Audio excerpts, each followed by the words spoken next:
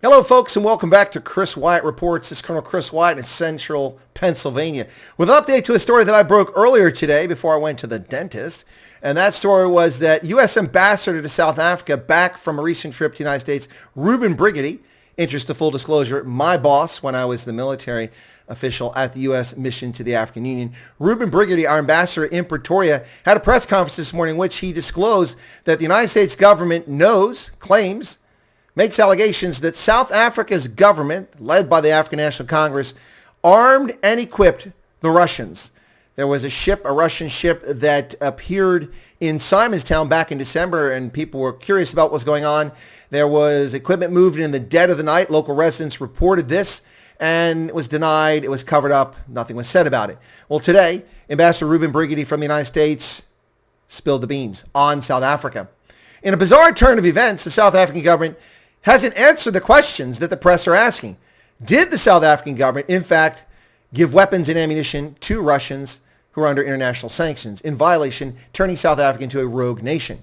Now, that aside, whoever wants to supply Ukraine or Russia, I'm not going to say, because NATO and the United States are busy stoking a proxy war, arming Ukraine.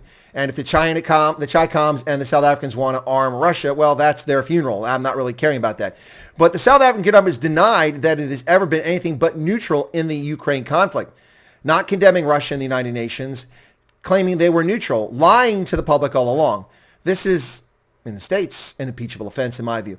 In South Africa, it's just another day. More business as usual. But what's going on here? Bizarre events unfolded since I last reported on this. It's crazy. Absolutely crazy.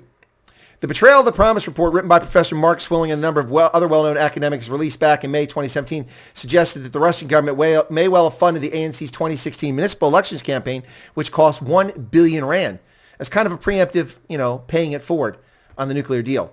While there's no concrete proof the Russian government directly or indirectly contributed any funding to the ANC's election campaign, the revelations made the Zondo Commission about company funding the ANC to secure lucrative government contracts lend some weight to the arguments in the Betrayal of the Promise report. Well, that aside, that's what News 24 is throwing into the mix.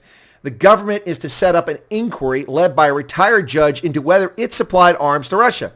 Now, why does the government need an inquiry? Why can't the South African government simply answer the freaking question? This is not a state secret. I reported on this widely, that this ship was in Simonstown. And people who live around Simonstown, who are my viewers, informed me, and we shared what they observed, as well as other people on Twitter and other social media. It's not rocket science. Either you supplied arms and ammunition or you didn't. Answer the question. Why a commission of inquiry? To cover it up? Yeah, more nonsense and lies.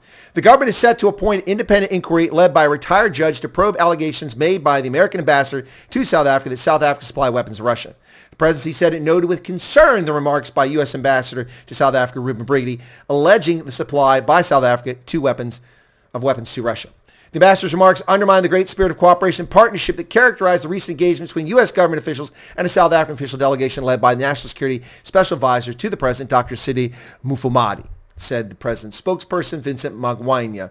Here's the problem. So they're going to blame the United States and say that the United States has tarnished relations. You tarnish relations with your abrogation of the rule of law. The introduction of an effort to do expropriation without compensation is a clear violation of U.S. public law. Yes, U.S. public law does not apply to South Africa unless, of course, you enter into an agreement, such as the Africa Growth and Opportunity Act. Then the conditions of it apply to you because you willingly entered into it. You are given preferential trade status. You are allowed to ship your BMW spare parts, your wine, your products, your goods, your services to the United States duty-free for over 7,000 products and services. You are ineligible for the Africa Growth and Opportunity Act. You have abrogated and broken and frayed the relations between South Africa and the United States ANC, not the Biden regime, not Ruben Briggity. And this disclosure, after quiet conversations between U.S. officials and South Africans and nothing came of it, is exactly what you deserve. Exactly what you deserve. This is bizarre. Now, here's a comment from News 24. This is the most bizarre and disingenuous response from South Africa's presidency under President Ramaphosa to an unfolding global scandal. Why do we need a judicial inquiry chaired by a retired judge to tell us the answer to a simple question which government can answer? It's one call to Minister Thandi Modise or General Rudzani Mapwanya to find out. Do we ship armaments to Putin? Yes or no? If anything, this response adds veracity to the U.S. ambassador's claims. If we did not sell weapons to Russia via secret deal at night in Simonstown, government would have told us so by now. A commission of inquiry will take 6 months to a year to complete. A long night awaits. And this is from News 24. And it's about time to see them do genuine investigative journalism and ask the legitimate, hard questions. South Africa's government is a rogue state. It's a repressive, racist regime who attacks its minorities and puts in place more racial legislation than even apartheid had. And it's a rogue actor on the world stage. And here's your proof right there. Jab apartheid! Jab apartheid! Jab apartheid! No. You can scream your nonsense all day long, Ramaphosa. Stick a fork in it. This is a corrupt, lying, thieving government. Answer the question. Answer the question, Cyril. It's not rocket science.